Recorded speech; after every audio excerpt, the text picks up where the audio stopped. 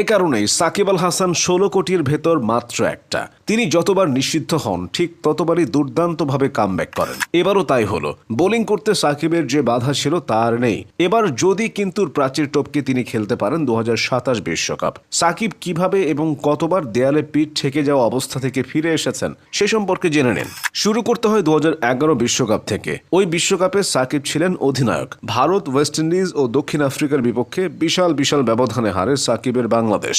West ইন্ডিজের বিপক্ষে 58 এবং আফ্রিকার বিপক্ষে 78 রানে অল আউট হওয়ার লজ্জায় ডুবেছিল তারা। বিশ্বকাপের পর সাকিবকেই তাই অধিনায়কত্ব থেকে সরিয়ে দেওয়া হয়। তার পারফরমেন্স নিয়েও ব্যাপক সমালোচনা হয়। এরপর সাকিবই হয়ে ওঠেন সবচেয়ে ধারাবাহিক ক্রিকেটারদের একজন। 2012 সালে তিনি ওয়ানডে র্যাঙ্কিংয়ে 1 নম্বরে উঠে আসেন। সেই থেকে অলরাউন্ডার র্যাঙ্কিংয়ে সাকিবের রাজত্ব বছরের পর বছর ধরে চলেছে। সাকিবের কামব্যাকের দ্বিতীয় ঘটনা 2014 সালে। ওই বছর শ্রীলঙ্কার বিপক্ষে ওয়ানডে সিরিজ চলার সময় অশোভন আচরণের জন্য 3 ম্যাচের নিষেধাজ্ঞা পান সাকিব। মূলত ছক্কা হাঁকাতে গিয়ে লং অফে ধরা পড়েছিলেন সাকিব। আউটের পর ড্রেসিং রুমে বসে থাকা সাকিবকে টিভি ক্যামেরায় বারবার দেখানো হচ্ছিল। ক্যামেরা দেখে বিরক্ত হয়ে তিনি হাতের ইশারায় অশোভন অঙ্গভঙ্গি করেছিলেন। তাই নিষেধাজ্ঞার পাশাপাশি তাকে 3 লাখ টাকা জরিমানাও করে বিসিবি। নিষেধাজ্ঞা কাটিয়ে 2014 সালেই সাকিব জিম্বাবুয়ের বিপক্ষে দারুণ কামব্যাক করেন। চট্টগ্রাম টেস্টে 10 উইকেট ও 50+ রান করেন, যা তাকে গ্যারি সোবার্সের পর দ্বিতীয় অলরাউন্ডার হিসেবে এক ম্যাচে 2 ইনিংসে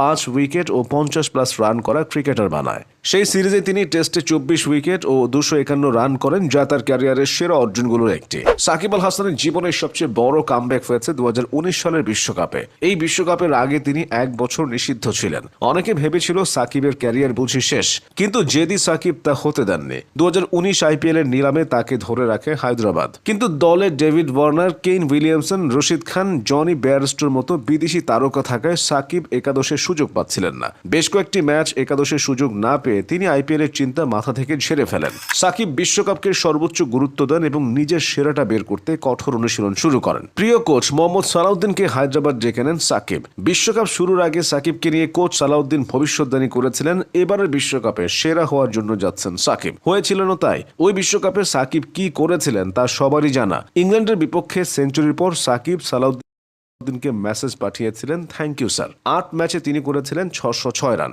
নামের পাশে ছিল 5টি 50 ও 2টি সেঞ্চুরি। সাকিবের চেয়ে 2 ম্যাচ বেশি খেলার রোহিত শর্মা 648 রান করে টুর্নামেন্টের সর্বোচ্চ রান স্কোরার ছিলেন। শুধু তাই না, মাত্র 5.39 ইকোনমি রেটে সাকিব 11টি উইকেট শিকার করেন। তিনি একমাত্র ক্রিকেটার যিনি একই বিশ্বকাপে 500+ রান এবং 10+ উইকেট নিয়েছেন। 2021 সালে সাকিব আরও একবার প্রত্যাবর্তনের গল্প লেখেন। ওই বছরের জুনে তিনি ঢাকা প্রিমিয়ার লিগ তথা ডিপিএল এ আম্পায়ারের উপর রাগ করে স্টাম্পে